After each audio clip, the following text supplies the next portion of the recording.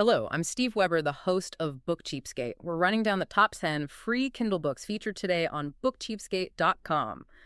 Happy Thursday, everyone. It's October 13th, 2025. As always, I'm joined by my co-host and bookworm sidekick, Cassandra. Good morning, Cass. Good morning. Ready to dive into some free reads? Absolutely. So, for everyone listening, the plan today is a pretty rapid-fire rundown. We've got 10, count 'em, 10 free books lined up. Yep, a real mix, too. We've got paranormal, romance, some thrillers, even a big literary classic thrown in there. Exactly. The mission really is to quickly pull out the best bits, the sort of nuggets from each one, give you a real feel for what they're offering. Get you hooked, basically. That's the idea. Yeah. Okay, let's kick things off with book one. This one's called It's a Wonderful Midlife Crisis, Good to the Last Death, book one. It's paranormal women's fiction. Right, PWF. And the title kind of says it all, doesn't it? It really does. So the setup is life hitting hard at 40. Our heroine is widowed, dealing with aching joints, and, oh yeah, suddenly developing supernatural powers.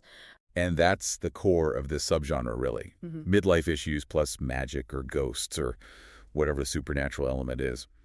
But this one leans heavily into the humor. How so? It's the attitude. The heroine has this total, what fresh hell is this, energy about everything. She's not thrilled about the aching joints or the ghost showing up. Huh.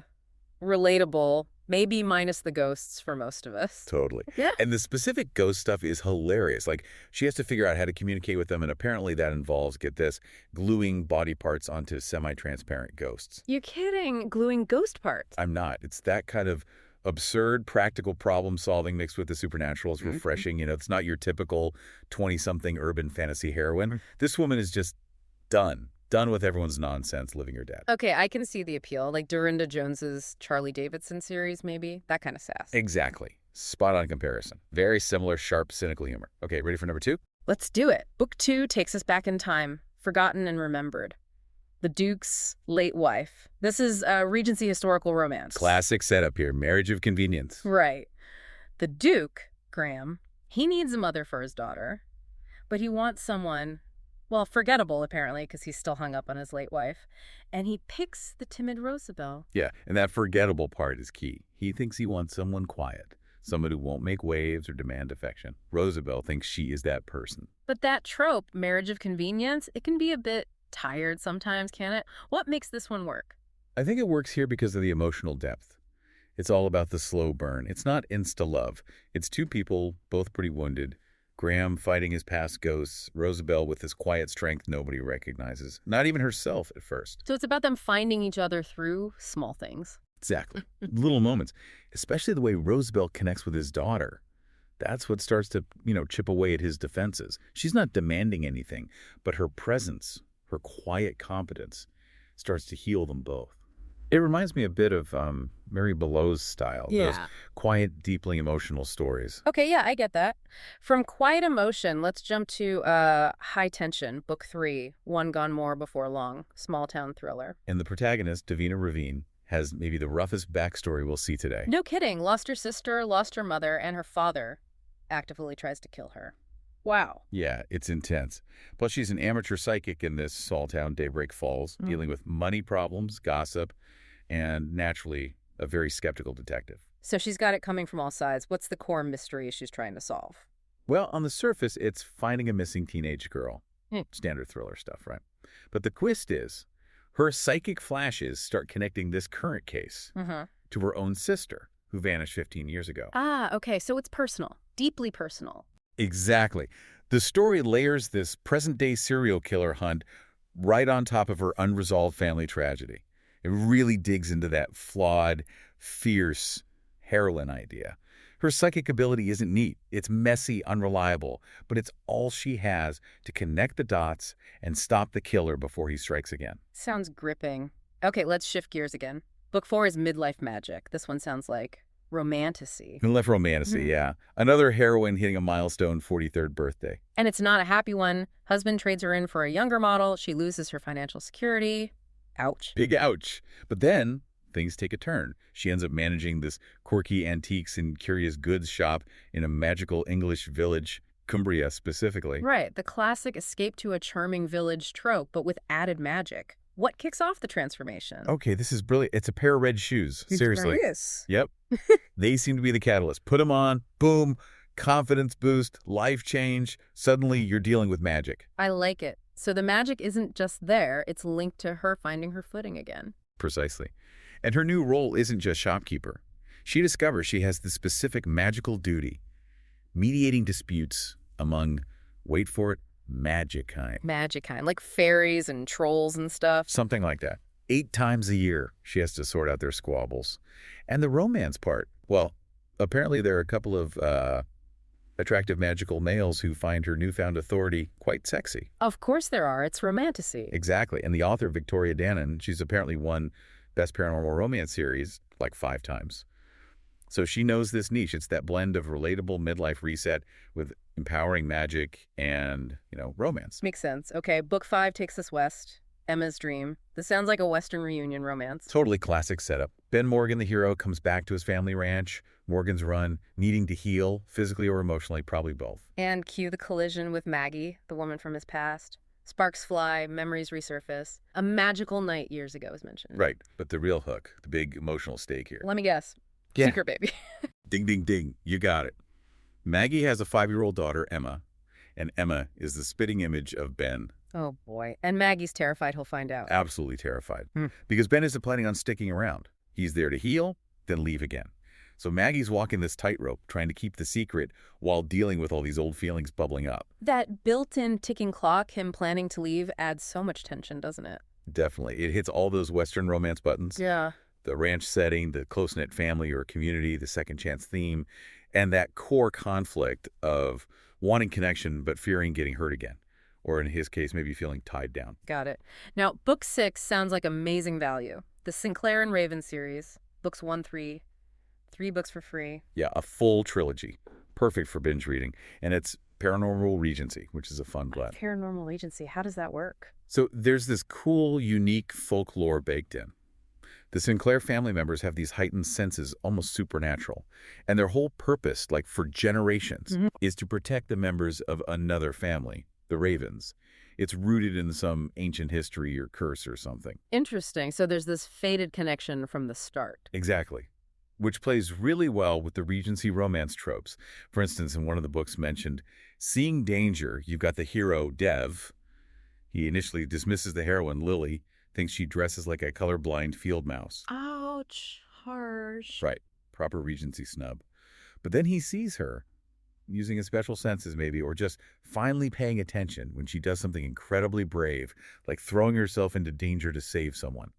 So he's forced to see past the surface. Enemies to lovers vibes. Totally. Enemies to lovers mixed with that fated mates thing because of the whole Sinclair Raven protection duty. It's a really compelling mix, especially when you get 3 books worth to just devour. Sounds like a great find. Okay, now for something completely different. Book 7. Jonathan Swift's Gulliver's Travels. A true classic. Yep. Had to include this one. It stands out from the contemporary stuff, obviously, but it's free and it's foundational. Most people just think of the Lilliputians, the tiny people, right? But you're saying it's much more than that. Absolutely. It's way more than a kid's adventure. Swift published this in 1726, and the reason it still feels relevant, disturbingly so sometimes, is because it's a biting satire, a really profound philosophical look at humanity. A mirror held up to mankind, as the notes say. What's it actually satirizing? Everything. Political corruption, pride, human folly, the limits of reason, scientific obsession. He uses these fantastical voyages, not just Lilliput, but lands of giants, of floating islands, even talking horses. Right, the Houyhnhnms. Exactly. He uses them to strip away all the pretensions of society and just expose the absurdity and, frankly, the ugliness he saw in human nature and government. Swift's wit is just razor sharp. It's a cornerstone text because its critique of power and self-deception just doesn't get old. Wow. Definitely worth revisiting with that perspective. Okay, back to the present day and pulse-pounding action. Book 8, The Fixer, Romantic Suspense. And the hook here is immediate. The heroine, Avon, has this chilling gut feeling she's going to die. The police, useless. So she calls the Fixer. Quentin Baird. Love that name. What exactly does a fixer do in this context? He operates outside the lines, solves problems the official channels can't or won't. He's the guy you call when you're desperate and the law isn't helping. Think shadowy, capable, lives in the gray areas. Sounds intriguing. And the romance angle. It comes from the clash of their worlds. We get both points of view, which is great. We feel Avon's sheer terror and these premonitions she's having. And then we see Quinn, this hardened guy, reluctantly drawn to her, feeling this intense need to protect her despite himself. The protector instinct kicking in. Big time. It's that classic romantic suspense dynamic. Mm-hmm. The dangerous alpha hero, maybe morally ambiguous, but utterly focused on keeping the heroine safe. Super addictive stuff, apparently. I bet. Okay, book 9 takes us to Scotland, The Outcast. Historical romance, looks like a novella. Yep, an origin novella set during the Mary Queen of Scots era, and it uses the grumpy sunshine trope. Ugh, a favorite. So who's grumpy and who's sunshine? Lachlan Marr is the grumpy one. He's a warrior, scarred physically and emotionally from battle. He's convinced he's basically monstrous, unworthy of love or even kindness. Total outcast vibe. And the sunshine. That would be Alison Hay, the heroine. She's a healer, determined, and crucially, she sees past his scars, sees the man underneath. So it's about her healing him, not just physically. Exactly. The core of this story, especially being a novella, it really focuses on that emotional journey. Lachlan having to confront his own self-loathing when faced with Alison's acceptance. It's about realizing that love maybe is the strongest magic or medicine there is. A great quick intro to the series, apparently. Nice. A complete emotional arc in a shorter format. Okay, last one. Book 10, Elizabeth Starr, World War II historical romance. But with a less common focus. It's set against the backdrop of the invasion of Rabaul in New Guinea and the sinking of the Montevideo Maru. Events that aren't as widely known as, say, D-Day or Pearl Harbor. Right, so it offers a different perspective on the war. And the scope is huge. It covers outback Queensland in Australia and New Guinea, spanning the 30s and 40s. What makes this one emotionally resonant? It's the way it portrays the impact of war on families. It follows the adults, Michael and Joanne, caught up in the conflict, dealing with incredible danger and hardship. But it also spends significant time with Gracie, Michael's young daughter, who's left behind in Australia. So you get this powerful contrast, this dual focus on the war front and the home front, showing how separation and uncertainty tear families apart across huge distances. Sounds incredibly moving. Yeah, the notes specifically suggest grabbing tissues for this one. It really digs into sacrifice, resilience, and that desperate hope of reunion. Wow. Okay, what a list. We've gone from sassy ghosts in midlife crises and magical shoes. Right, to Regency Dukes and small-town psychics. All the way through Western secrets, fated protectors, classic satire, deadly fixers, Scottish warriors, and finally, sweeping WWII drama. Just incredible variety, all available for free today. It really is. And, if you sort of connect the dots across all these seemingly different stories, there's a really strong theme that pops out. Oh, yeah. What's that? It seems to be about wounded people. Doesn't matter if they're 40 and dealing with ghosts, or a duke haunted by his past, or a scarred warrior, or someone surviving a war. They're all, in their own way, finding some kind of unexpected strength. Finding a second chance, whether it comes through magic or finding love or just sheer grit and determination. That's a great point. Resilience and second chances popping up everywhere, which actually leads perfectly into a final thought for everyone listening. We talked about Jonathan Swift's Gulliver's Travels, written way back in 1726, how its satire on politics and human flaws still feels so sharp today. So here's the question to mull over. Does that mean that our contemporary stories, the ones about midlife magic or psychic detectives or secret babies or even these intense romantic suspense plots, could these be the classics that people look back on centuries from now to understand our time, our anxieties, our hopes, our specific brand of human folly? That's a fascinating thought. What will they see in our ghost-gluing heroine? Exactly. Something to think about. Well, thanks for joining us today. And remember, if you want to download any of the books we've mentioned today for free from Amazon, visit us at bookcheapskate.com and you'll have all the links right there.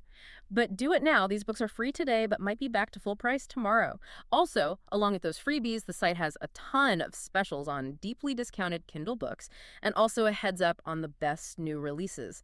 Every morning, it's all brand new.